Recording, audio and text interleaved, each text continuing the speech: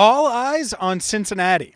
Hi again, everyone, and welcome in to Cincinnati Bengals Talk in Happy Game Day.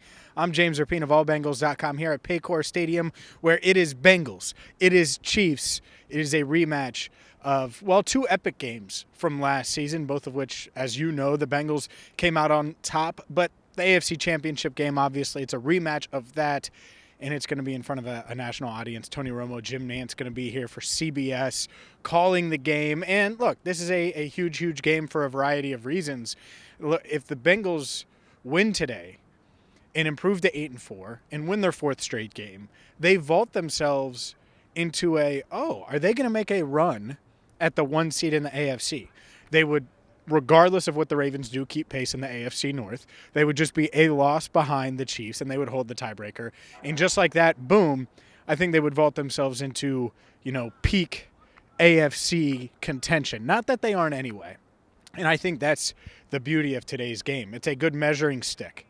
At the same time, the fact that the Bengals were able to go 3-0 in November and go on the road and get wins at Pittsburgh, at Tennessee, it does give them a little bit of breathing room where this doesn't feel like a must-win. Now, is it a huge game? Is it a great measuring stick? Is it a way to vault and catapult yourself into another stratosphere that you haven't been in really this season because of that 0-2 start? Bengals 7-2 since.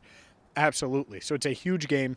And then on the other side, the Chiefs, in my eyes, and I've said it multiple times this week, they've been the best team in the NFL.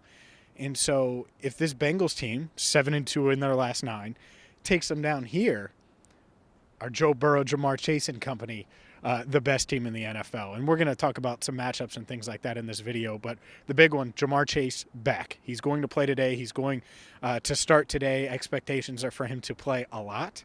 Now, will he play his normal 90% plus of snaps? I don't know. His snap count might not be as high, but he has one of the highest snap counts in the league when he's available. We remember way back week 1, and it was an overtime game, but the Steelers game played 100-plus snaps. So he was on the field for a ton of plays. That's not going to be the case today, but he's going to play. I expect him to make an impact.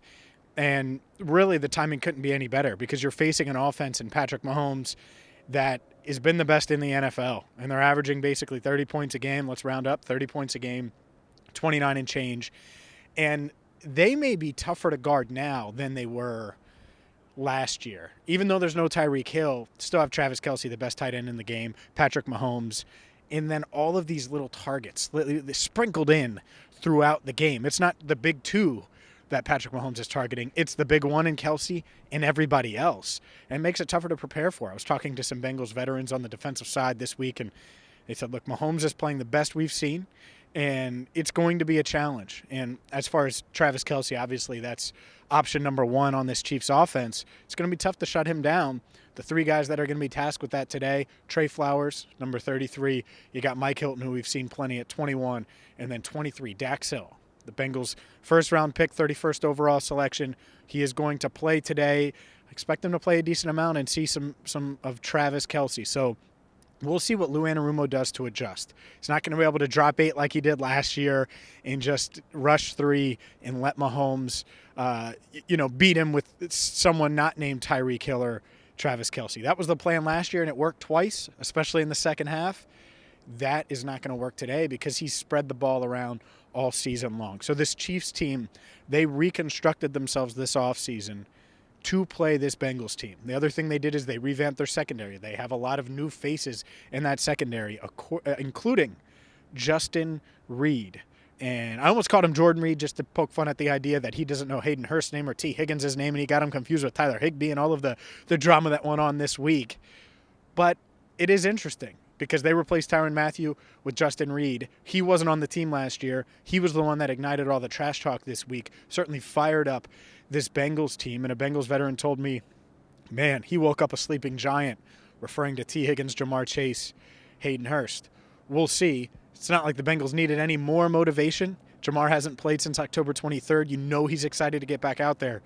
But he certainly has it today, given the fact that Reed on Twitter said that he was going to shut everybody down. I'm going to lock everybody down, not just Hayden Hurst. So plenty of motivation there. And so this game, to me, is going to come down to a couple of things. Lou Anarumo versus Patrick Mahomes. Can you find a way to slow things down? Can you pressure him? And then on the flip side, this Bengals offense. We've seen this offensive line stand up tall in recent weeks and be really strong in the trenches. Can they continue that trend against Chris Jones?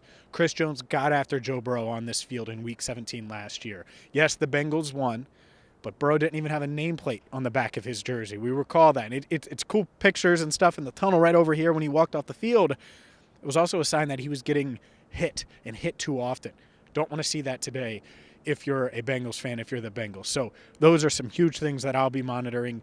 Joe Mixon, still, as of last night, hadn't cleared concussion protocol. We'll see if he's able to go today. If not, it'll be Samaje Perine, Travion Williams, and Chris Evans at running back. We'll keep you up to date all day long with the latest news on injuries and around this game at allbengals.com. And obviously here on CBT, 25,000 subscribers, by the way. So shout out to you for subscribing. Make sure you hit that subscribe button, ring the bell. Tell a Bengals fan that isn't subscribed to subscribe today.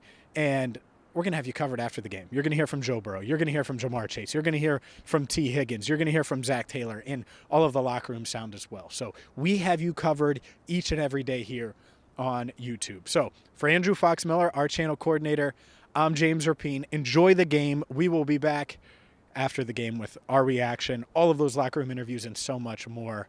Until then, I'm James Rapine signing off for now at Paycor Stadium, where it's Bengals-Chiefs round 3 in just a few hours here on Sunday, where it is chilly. It's about 40 degrees around kickoff, so buckle up. It should be a good one here. Thank you so much for watching on Cincinnati Bengals Talk.